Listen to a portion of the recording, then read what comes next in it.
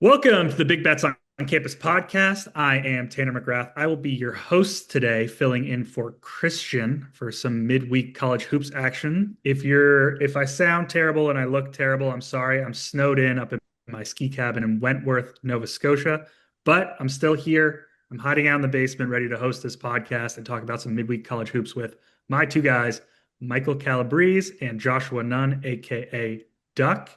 Guys, how was your weekend? How's the week of betting been? What's going on? I'll jump in here. I'm riding and dying with Miami of Ohio. I don't know how much longer they can keep this up, digging holes and then coming back and winning in overtime and regulation, just pulse pounding endings. But I will say this, we bring this up throughout the year, and particularly when we look at the finalized 68 team bracket, there's some really good teams that may enter March that are not battle tested in those stressful situations, and you can see them come undone, as Arizona did against BYU. They did everything in their power to give that game to BYU at the Marriott Center because that was really their first sweat in 2 months since they played UConn. So I think a lot of this comes down to how you view it. Sometimes close games are you should be blowing out every MAC team that you play. And on paper, that's true. That's just never going to materialize, even for the best teams in the country. But on the other hand, they know exactly what they want to do in pressure situations. They know what they want to run. They know how to execute do you foul right away? Do you go for a steal? Do you trap? They have the muscle memory going forward. So I'm still looking at a glass half full. I really want this team to get to the finish line, get to the MAC, tournament undefeated so that we can have that dream of two MAC teams coming into the field of 68. But overall, I'm really thrilled with this, entire slate of college basketball this week. Everything seems to be revving up in terms of matchups. The Big Ten and the Big 12 was kind of playing this shell game where the top teams were not playing each other in the early going of the conference slate. Now it seems like every single night there is a top 25 matchup that has huge implications on who can win the regular season crown. So I'm really loving college basketball. I know we usually rant or we have a bone to pick with somebody, but right now I'm feeling good. The vibes are high, at least in my household. Yeah, Miami, Ohio, just so connected. Their offense is so well run. Just team basketball reminds me of Nebraska a lot, who almost pulled off that upset at Michigan. Duck, you got anything from the past week?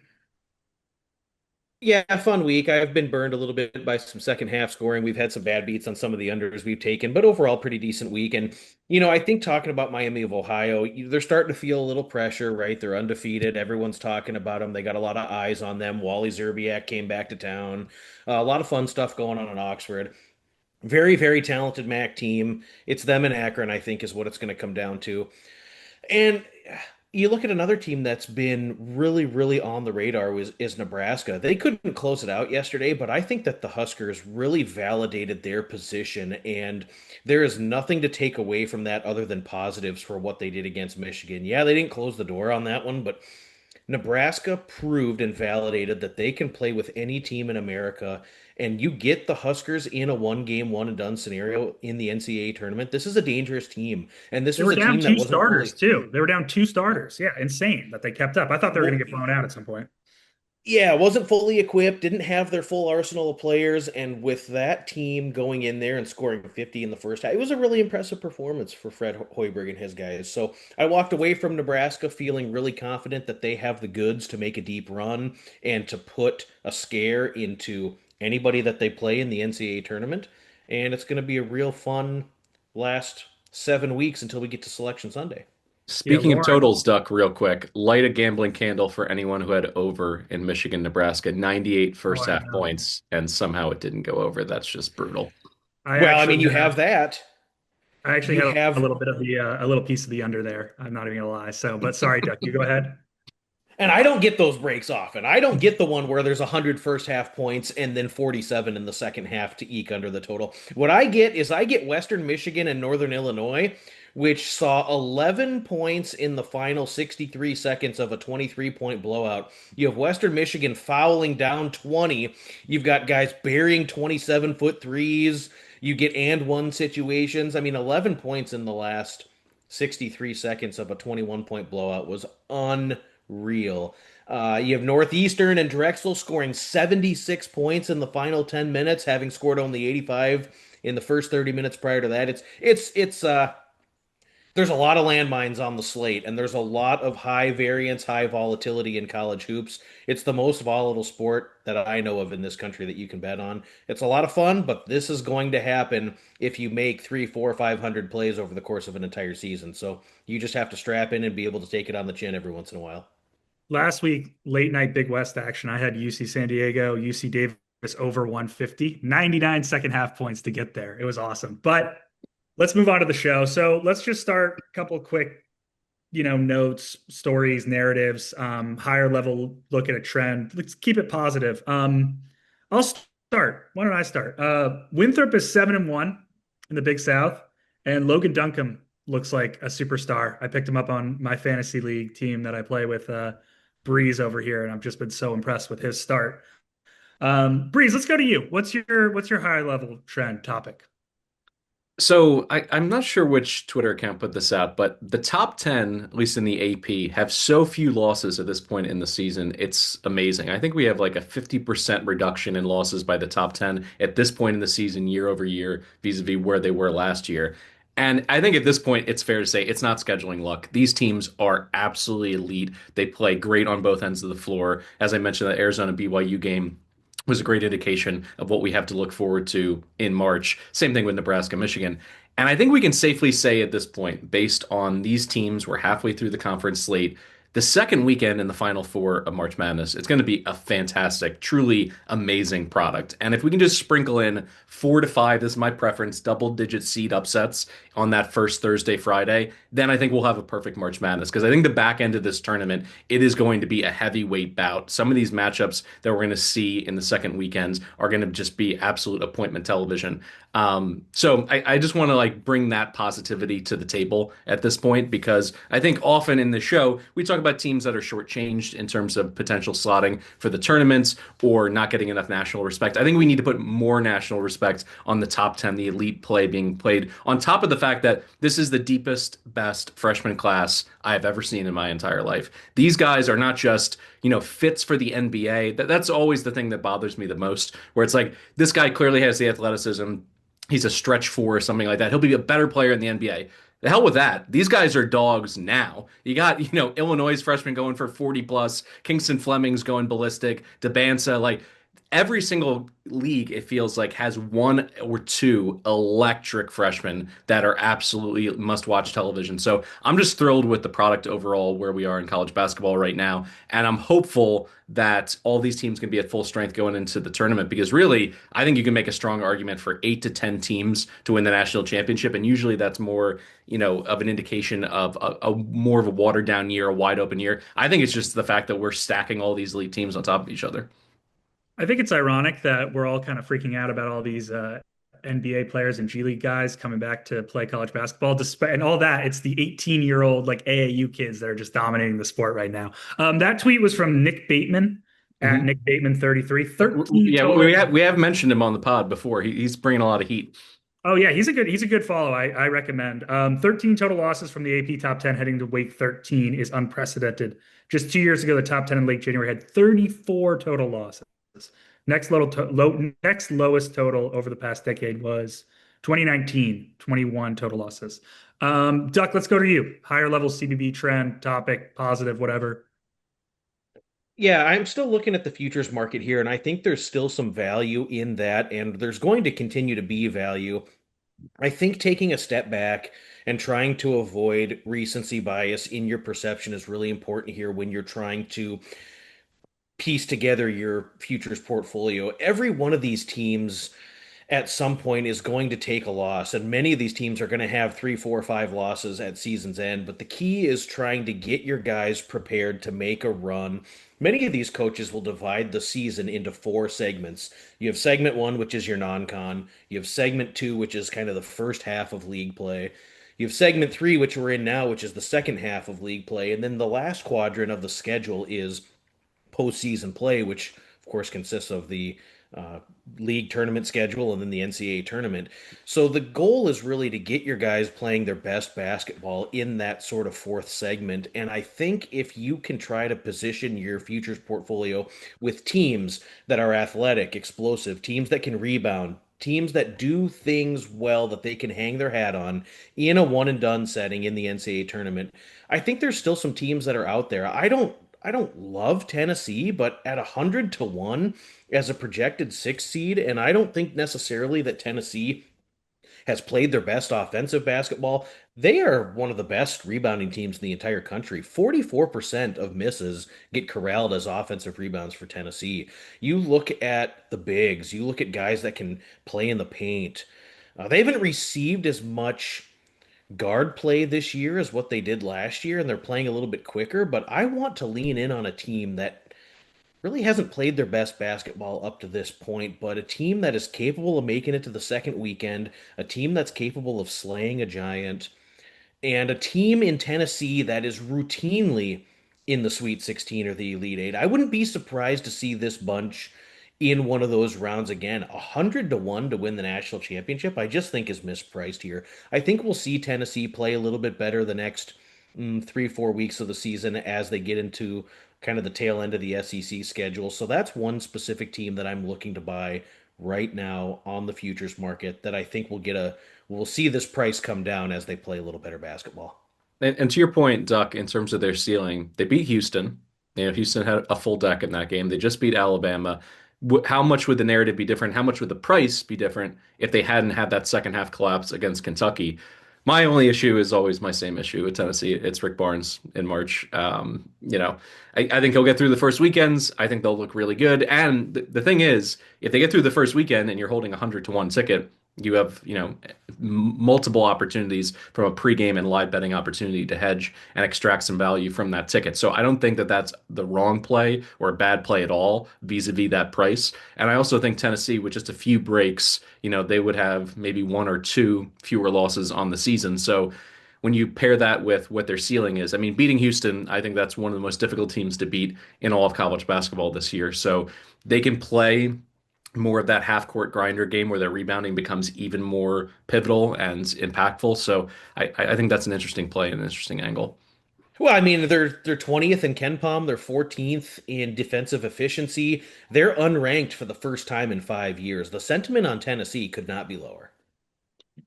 Yeah, Tennessee also favored Ken Palm has them favored in 9 of their final 12. I think that's a pretty winnable stretch.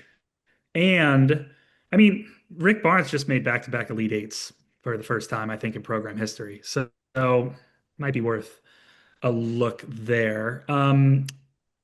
We'll move on to rants. I guess, Duck, it sounded like you were pretty mad at the top of the episode. A lot of losses recently on bad unders. So why don't you go into your rant? Well, I mean, we've officially entered no lead is safe territory in college basketball. We've seen massive comebacks day in and day out, which signals that the madness is really in full swing. Just look at last night: Michigan, Arkansas, St. Louis, Central Florida, Michigan State. I mean, the list goes on and on. These teams were DOA, and they come back from double-digit deficits in the second half. All of these teams steal victory from the jaws of defeat. And again, we're seeing landmines all over the betting slate on a nightly basis. No lead is safe, and I talked about this at the beginning. No under is safe. I've Drexel Northeastern 85 points at the under 10 timeout in the second half. They score 76 in the final 10 minutes. It's just absolutely unreal. You have teams filing up down 20. Can we not do that? I just some of these teams, it's interesting to see how they play in the last few minutes. Point being, this is college basketball. These are kids. They're playing a kid's game. It's a volatile sport. It's a lot of fun. It's going to happen over the course of the season. So strap in and have fun with it, and just be prepared. You're going to take some bad, catastrophic beats, but it's just concomitant to the territory. So it's going to be a lot of fun the next 5, 6 weeks here until we get to March, and I can't wait to see how it plays out. I've been projecting a lot of overs lately, and I wasn't really sure why. And then I realized, we're on track to again set another record for offensive efficiency. I think KenPom's at average team 108.1. It was finished 106.2 last year. Teams are scoring like crazy, and it sure does seem like a lot of that comes in the second half when you think it's going to be a dead shot under. Breeze, let's go to you. Rant? All right, I got all my positivity out of the way. Time for me to fume a little bit. I think the way that we slot teams in March Madness is just flat out broken. And the case in point here, I'm going to talk about two teams and their projected seed line per bracket matrix, which does an incredible job. It's just an aggregator of every single, mock bracket out there. And over the course of time, it's gotten better and better and more accurate and closer to what the committee actually does. All right, let's talk about it. St. Louis, 7 line. You can argue that that's, not where they should be, but they're there. Right next to Kentucky. Kentucky has lost a third of its games this year. They come out of the gate slow every single game, pretty much since the calendar flipped to January, really for 2 straight months. 14 straight against the spread first half losses for the Wildcats. It's just incredible. That's obviously a trend that you should be following. I mean, if they don't have miracle second half comebacks against LSU and Tennessee, who we just talked about, should they even really be in the field? Should they be on the bubble? Kentucky, yet somehow, yeah, they're right there with St. Louis. I think this is an indication, when you look at a St. Louis team that's 20-1, they're top 50 in offensive efficiency, top 25 in defense. This is just the metrics being really good at ranking offense and defense. And whenever a schedule is really weak, they go, the team must be not good enough. And I think we have to do something as a collective sport about this because there's another team here, Miami of Ohio, obviously, on the same line, the 11 line, as Virginia Tech. Those two teams are not equal right now. And I think to say that they are is a little bit ridiculous. The Hokies are 4-4 in their last 8 games. They have a single win over Ken Palm's top 60 team, same as Miami of Ohio. Like, enough already. I think the advanced metrics and this discourse, I'm fine with the volatility being the way that it is. Like, if you go ahead and you put St. Louis as a 5 or Miami of Ohio as a 7, and they lose a single game, go ahead and bump them down 2 or 3 lines. Like, their schedule is weak enough that I think you should be punished if you take losses. But if you don't take losses, I just don't think the system is set up to be able to reward the brand of basketball. Tanner just wrote up a phenomenal piece breaking down what Miami of Ohio does. It's not smoke and mirrors. It's not a team that's, making 15 threes per night and that's the way that they're winning. They're playing great basketball on both ends of the floor. And SLU is a team that is so dynamic and athletic and deep. And on top of everything else, having Robbie Avila, a big who's so dynamic and difficult to defend, both as a scorer and as a passer, these are not, Cinderellas in like a feel-good story kind of way, and everything needs to break their way in shooting variants. Like, they're just dogs. They're just really good teams. And I just think we are ill-equipped as a college basketball ranking community, and it filters all the way to the committee. The committee is the one that takes all the bullets at the end on Selection Sunday. But I think just in general, the way that we're thinking about these teams and slotting them is a little bit broken. And there's nothing that they can do on the floor. Clearly, these two teams have one loss combined, and they can't get beyond 7. That's kind of crap. Yeah. Miami, Ohio, strength of record right now, 19th. Virginia Tech is 47th. Like Miami, Ohio, yeah, they haven't really played anyone, but I feel like if you put a team like a Virginia Tech or someone else in their schedule, I feel like the Red Hawks have played just as well as anyone else could have played in their scenario. Like they've just been so good and so dominant on a night in, night out basis. I think Miami of Ohio needs to accompany their resume with all of the letters that they sent to high major programs asking for a play spot and the rejection letters saying, yeah, we're not playing you. Yeah. I actually really like that idea. I have no rant this week. As my friends know, I'm the most eminently positive college basketball watcher on the planet. That said, we do want to let you know that you should not miss our best bets section is coming up, and you shouldn't miss any of our best bets by signing up for Action Pro. Action Pro users get real-time alerts as soon as experts like Duck, Breeze, Stuckey, and others track picks in the app. You also get real-time money percentages to see where the smart money is flowing and access to our NFL player prop projections powered by Sean Kerner. Dr. Nick Giffen, he's been powering up his college basketball player props, which are just ridiculously profitable. And you can take advantage of all of this with Action Pro right now to celebrate Super Bowl 60 coming up in just under 2 weeks. You can get $60 off an annual subscription of Action Pro. Just go to actionnetwork.com/pro to get started. That's $60 off and at actionnetwork.com/pro. And time for the reason you're all here, some best bets. We'll just go around the horn, give out our top plays for Thursday and Friday slate, maybe a look or two to the weekend if you guys have any. I think I'm going to start with Duck. And Duck, I want you to start here talking about one of my favorite coaches in the nation in one, Scott Cross and Troy. I mean, just an elite coach and just a shame what happened to him at UTA and the way that he was let go there. But Troy is projected to be about -9 hosting James Madison. This is an elite coaching advantage here for Troy. I really like Scott Cross. He's made this Troy team into a dangerous out, not only in league play, but putting a scare into tons of teams in the non-conference as well. One of the top Sun Belt teams we have here. The team is red hot, winning 10 of 11. Really a buttoned up offensive unit. Victor Valdez can go off for 20 or 30 at any time. Bellamy, Thomas Dowd, just so many athletic guys that can score in the paint and obtain good position for open looks from in close. I don't think James Madison is going to be able to defend the scheme. And with a unit that has scored 80 points 5 games in a row, it's just a dangerous matchup here for James Madison on the road. This team is reeling James Madison. They've lost 7 of 10 overall. And you look at JMU, they have to be able to bury the three ball to stay in this one. I don't think they're going to be able to do it here. I think it's a rout. 9, 9.5. I'm laying the number here with Troy. Yeah, I make it Troy. I make it closer to 11. So if I'm getting under double digits, I think I'll be on you with Troy. I just love Scott Cross and James Madison, not really bouncing back in the post Byington era. Their turnover differential is one of the worst in Sunbelt play. And I think that can bite you against those physical guards that Troy often has. Um, Breeze, one thing I want to talk about with one of your picks is, I was watching Toledo last night.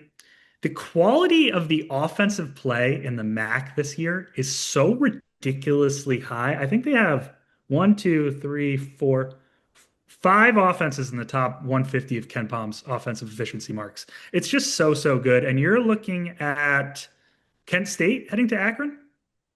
Yeah, I think we can all agree that there is a chance that Akron sneakily might be the best team in the MAC. They lose by 3 against Miami of Ohio. They can prove that they are the class of the conference when they go up to Cleveland for the conference tournament. If they hammer the Red Hawks in that spot, I think the narrative is going to shift really quick. But 12 points with the Golden Flashes, if I can get double digits, I play this down to 10, 10.5. I think that's too much because this is clearly going to be a track meet. Both of these teams want to push tempo. There's not going to be any contrasting play to slow things down at all. So I see this game being played in the 80s or 90s. And the Golden Flashes just took Miami of Ohio 15 rounds. They had an opportunity in the final few possessions of regulation to win that game. They end up losing in overtime. Another takeaway from that game, and really if you watch Kent State at all, it's Delrico Gillespie is clearly in the running for Player of the Year in the best MAC conference, since Antonio Gates was playing there. Like, this league is deep. This league is really good. And his battle with Amani Lyles in this game, I think, is going to tell the story. And what's interesting about this one is when you look at the Zips in general, they are a good rebounding team. But if Lyles gets in foul trouble, I think that can kind of go out the window. And he has fouled a ton. If you look just at January, he's averaging 4.1 fouls per game. And I think that's going to be an opportunity for this coaching staff to say, get some post feeds to Gillespie. And also Gillespie's going to have an opportunity just because he's such a dog on the glass to be able to outposition him, maybe an over the back call or two. And if they send Lyles to the bench, I think this is going to be an opportunity not just for Kent to stay within the number, but to actually be sneakily in this game at the final media timeout with 4 minutes to go. So Rob Senderoff, I think, would be wise to get him the ball early and often in this game. And he's done it before. It's not always consistent with Gillespie in terms of his touches, but when you look at earlier this month against Bowling Green and Northern Illinois in back-to-back games, he got to the line 28 times. So this wouldn't be outside the realm of possibility for him to be the focal point of the offense. Not necessarily to slow down this game by any stretch, but certainly to have it be a little bit more post-oriented to try to put Lyles on the bench, because there's only so much you can do with the Zips backcourt. Like, Tavari's going to get his shots up and they're going to score a lot of points. But if they are giving up offensive rebounding opportunities and they're not getting to the glass themselves, I think they can start to make the math work for them a little bit in terms of the extra possessions. So I'm going to go ahead and take any number in double digits. I think the market's sleeping a little bit on the Golden Flashes. That game is on Friday, by the way. Do you know if Rob Whaley's healthy? I don't have any updated information. I think I'm just going to be like the rest of the audience here, where a few hours before the game, hopefully they're going to give an update. Yeah, hopefully he'll be okay. He was a hero against Miami of Ohio. With I think Gillespie was in foul trouble for a while, and Whaley just went off. That guy's insane. But we'll go back to Duck here for what looks like an under on Thursday between SIUE and Morehead State. Yeah, and what we have here is we have the 10th and 11th ranked teams in tempo in the OVC. SIU Edwardsville, second most efficient team in the conference on defense. SIUE 340th in pace, 293rd nationally in effective field goal percentage per Ken Palm. This team doesn't shoot well from two, they don't shoot well from three, they don't get to the line. And every game is played in the low 60s for possession count. SIUE is really good at mucking these games up and slowing down the possession count. Moorhead has also slowed way down since entering league play. They're 295th in effective field goal percentage nationally, 312th in turnover percentage, and that's going to be the issue here against an aggressive Cougar defense in this one. Moorhead State did have some high variance shooting go their way in the first meeting between these two, which finished at 145. I don't see that shooting variance being there in the rematch. I think that Moorhead State will turn the ball over in this one a little bit too much. And SIUE just wants a complete grinder rock fight. So a projected total of 136 and a half or so. I like the under in this one. I make it 133 and a half. So if you're getting 136 and a half, I'm going to be all over that. Breeze, let's go back to your high major game on Thursday. We're going to talk a little Heinz Steinbach ball. Yeah, Hannes Steinbach is one of my favorite players in all of college basketball, and if people haven't watched him, he's arguably the best rebounder in the sport, even though this is his first year on campus. But a huge sandwich spot for Illinois here, and if I can get 12 or more, some projections call for the Huskies to be catching 13 and a half here in Champaign.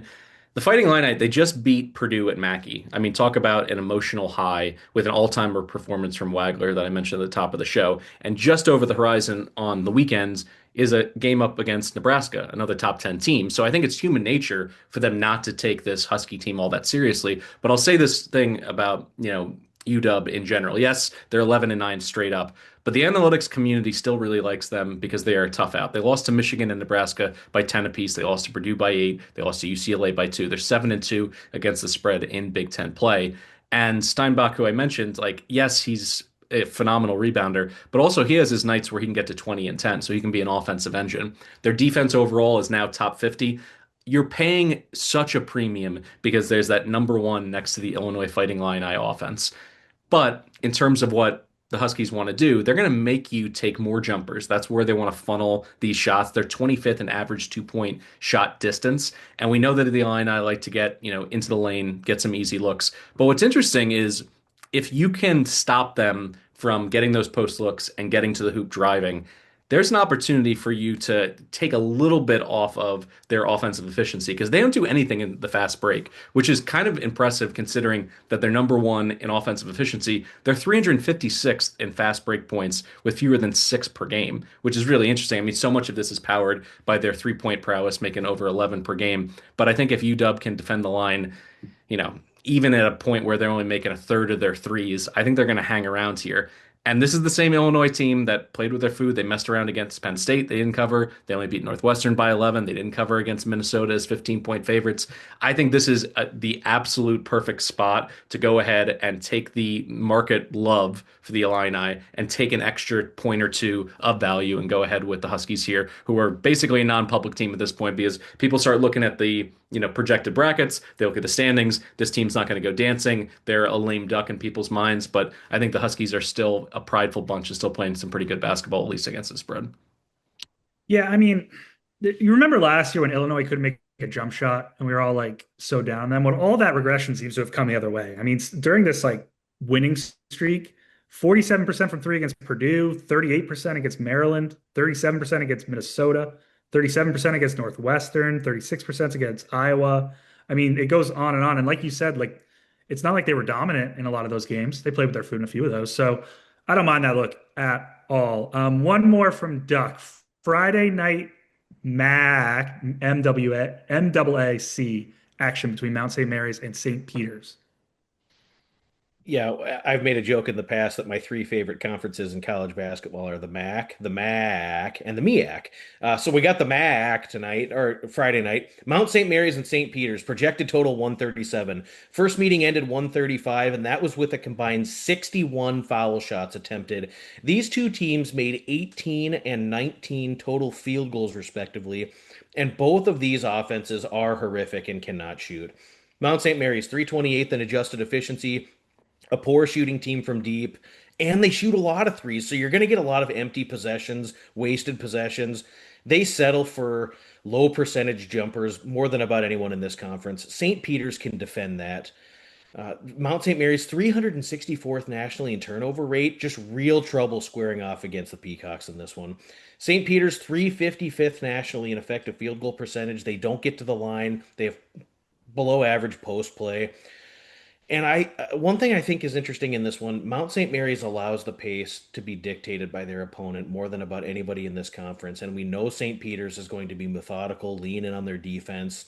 This is going to be a slow burning grinder if you've ever seen one. First team to 65 wins with a projected total of 137. I'm going in on the under. Yeah, only thing I'd be worried about that is St. Peter's grabs a lot of offensive rebounds, but that's pretty much the only way they can score. So I mean, if the Mount keeps them off the offensive glass, you think that game's a dead shot under. Okay, one more from Breeze. Thursday night action looks like a couple of drop coverage, elite drop coverage defenses. Hawaii and UC Irvine. What do you got?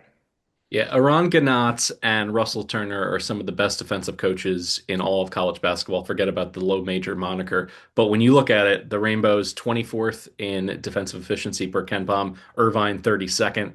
Irvine also, middle of the pack in terms of tempo, 157th. Hawaii doesn't do much in transition. So I think Irvine, even if they, get, let's call it 10 or 12 fast break points, I think most of this game is going to be played in the half court. And generally speaking, Hawaii, in terms of low major basketball, they have the special calling card and having Johnson, Ruladeff, and Nemisha to be able to give them a huge rebounding advantage and rim defense. The third in effective field goal percentage defense, by the way. But Irvine has bigs too. I think this is just a strength on strength matchup. So I think in the half court, it's going to be very difficult for people to get easy looks inside of 5 feet. They got Evans, Carrington, Scholl. And this system under Turner has them leading the entire nation in 2 point percentage defense. Final piece of this, both of these teams allow fewer than 0.25 kill shots per game, which is super elite. So in terms of scoring in bunches, you're not going to see it on either side of this.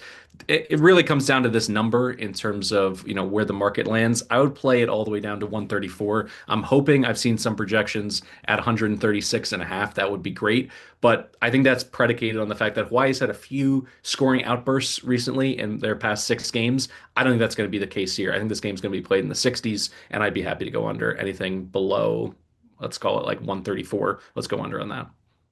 Russell Turner, when he has one big dude that he can anchor his defense around, is one of the best defensive coaches in the nation, as you said. This year he has three. He's got three guys over 6'10", plays them all. He plays Joel at the four a bunch at 7. Yeah, he's 7 foot flat. So damn good defense. We are recording this episode a little bit earlier than we usually do on Wednesday, right around noon. So Duck actually has a play for tonight, little extra play. So go ahead and give it out, Duck. Yeah, just real quick, I like TCU's team total tonight under 64 and a half. Houston has lost 9 games since the start of 2024. In the games that preceded those losses, they're 8-1 straight up with 7 double-digit wins. And I cannot imagine that the last 2 defensive performances for Houston has sat well with Kelvin Sampson, surrendering 90 against Texas Tech in a tough environment, in an Elite Eight sort of environment with a lot of gravitas in the situation. Texas Tech, Breeze and I talked about this last week, a little underrated. Maybe that started to get a little bit more corrected for what Texas Tech potential is.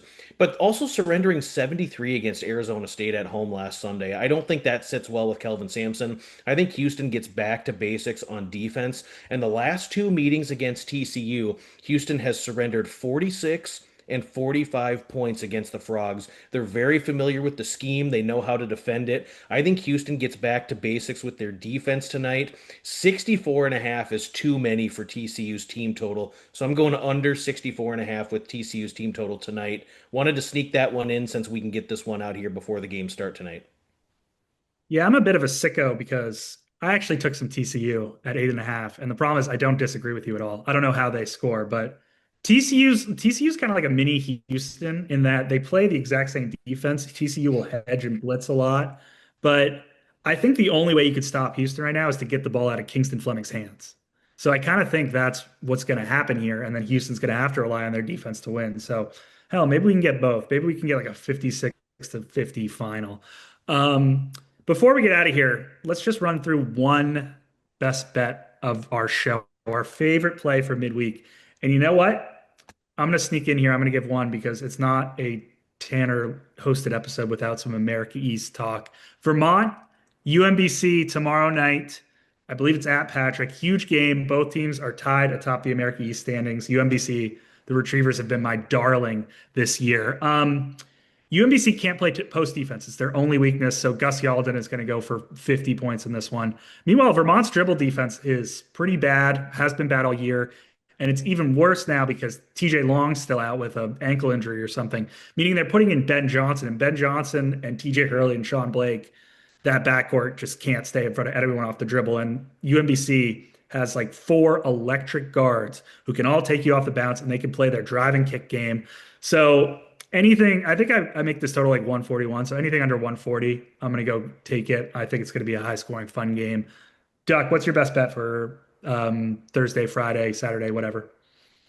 Well, before I get into it, Tanner, I'm glad you're on the pod today. For anyone listening in, follow Tanner on Twitter at Tanner's Truth. He is just, you have such elite access to the coaches that you get to interview, the scheme, the intimate familiarity with the schemes in the America East. There's nobody better in the country at AM East basketball. So if you like that sort of stuff, which I do, I mean, you are a great follow and a great person to extract information from when you're betting on AM East. So wanted to put that plug out there. I really like Troy on Thursday. I think that the schematics line up for Troy to blow out James Madison. I have zero confidence whatsoever in James Madison's ability to provide any on-ball pressure, to force turnovers. I think Troy can execute in the paint. I think they'll get to the line.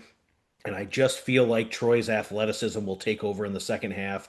James Madison has been shredded, absolutely shredded in the interior of their defense by lesser foes this season in league play in recent weeks. Troy should win this game by 15 to 18 points. Love it. Breeze, you got one favorite from the show? Defensive masterclass in the Big West, Hawaii, UC Irvine under 135. If you look at these two teams, they have been ATMs on the under. When you combine their performance on totals, 25 and 11, that's their record on under, 70% cash rate. I think these two teams are going to slow it down. I'm hoping that this game is in the 50s in the final minute or two so I don't get burned by any late game fouling situation, because really that's, I think, the only bugaboo potentially halting this one from getting to the window. All right. Well, I'll do a little recap for everyone out there. So Wednesday night, Duck is on TCU team total under 64.5, and I regretfully took some TCU plus 8.5 and looked for 7.5 or better. Thursday, Duck's on SIU Morehead State under, looking for 136.5 or better. And then Duck also on Thursday loves Troy. Troy, anything single digits, -9. He thinks he's going to win by 15. Mike on Thursday, he's going with Washington plus the points at Illinois, 13.5, I think is what he said.